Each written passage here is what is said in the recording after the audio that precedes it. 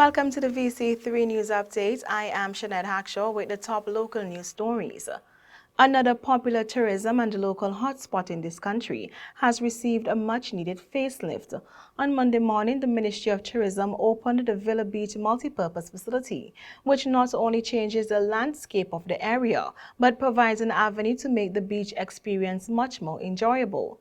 Speaking at the opening ceremony, Minister of Economic Planning and Area Representative Camilla Gonzalez said after consultation with local tourism officials and some of the hoteliers as well as stakeholders in the industry, especially those along the Strip, the lack of facilities was identified as one of the challenges to maximizing the beach as a tourist destination.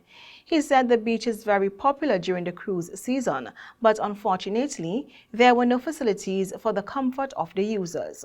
So you could have 500 people on this beach and not even a bathroom for them to use. And what happened was that they would avail themselves of the facilities of the operators along the Strip, which was unfair to those operators and created logistical challenges and created safety challenges for those hoteliers along the Strip. So here we are with a beautiful strip of beach, magnificent scenery with Young Island and the Grenadines in the distance, close proximity to town, proximity to bars and restaurants and the like. But basic facilities were absent on the beach. Stakeholders in the industry suggested as a matter of importance that somewhere along the Strip be identified to establish a facility that could provide somewhere to make the beach experience more pleasurable for patrons.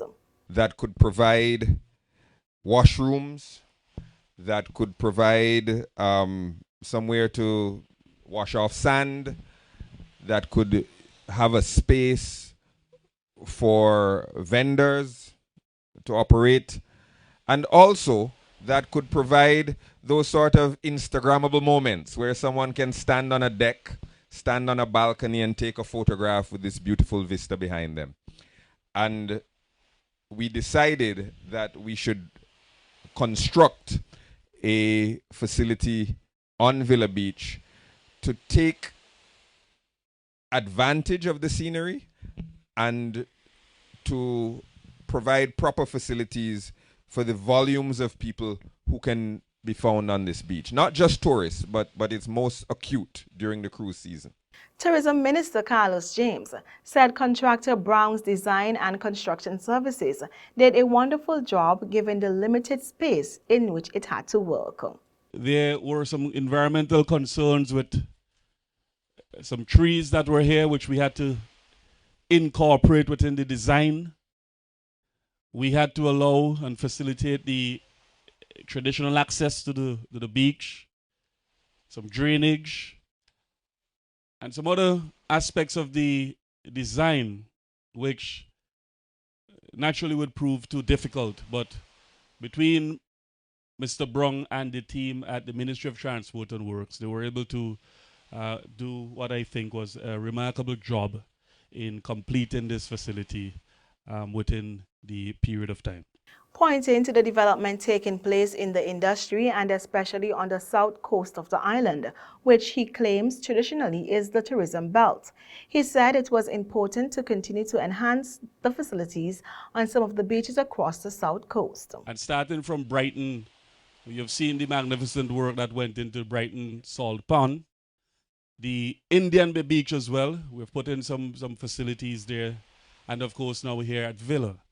Prime Minister Dr. Ralph Gonsalves is currently in Trinidad and Tobago, attending the 45th regular meeting of the Conference of Heads of Government of CARICOM, as the regional grouping marks its 50th anniversary. Prime Minister Gonsalves is accompanied by the Minister of Foreign Affairs and Foreign Trade, Kesal Peters, and OECS Ambassador, His Excellency Alan Alexander. It is expected that regional leaders will discuss a number of issues, including food security, climate change and climate change financing, the ongoing difficulties in Haiti, security issues, external relations matters, and the CARICOM Single Market and Economy, CSME. The heads of governments are also expected to engage several international guests. The meeting officially opened yesterday at the Hyatt Regency in Port of Spain. On July 4, 1973, the Caribbean Community or CARICOM was established to deepen regional integration. In more local news stories, RIDU flag raised. The Regional Integrated and Diaspora Units held a flag-raising ceremony to commemorate CARICOM Day, which is being observed today, July 4. The ceremony was held at the Financial Complex. Acting Prime Minister Montgomery Daniel, in his remarks, expressed his content with the national anthem being rendered in the Garifuna language. Mr. Daniel said, while we are celebrating the 50th anniversary with our CARICOM partners, we must not forget our Garifuna ancestors traveled a path of desperation and ingratitude by the British for some 2 centuries. How the British dispelled our people, rob us of a language, of a culture, and a people for 200 years.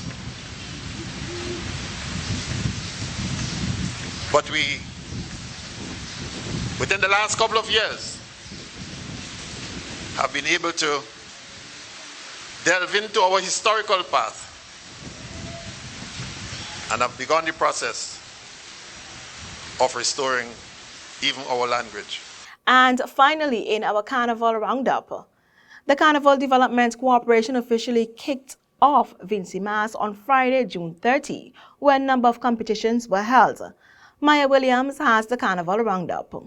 On Friday, June 30th, the Calypso semifinals were held at Victoria Park, where 11 Calypsonians were chosen to compete in the Calypso finals on Sunday, July 9, 2023. The finalists are Fire Empress, Chanel McKenzie, Shannon Collins, Nubia Empress, GC, Patches, Reality, Omani Cupid, Rejector, Glenroy Caesar, Cleopatra, and in reserve, we have Dennis Bowman.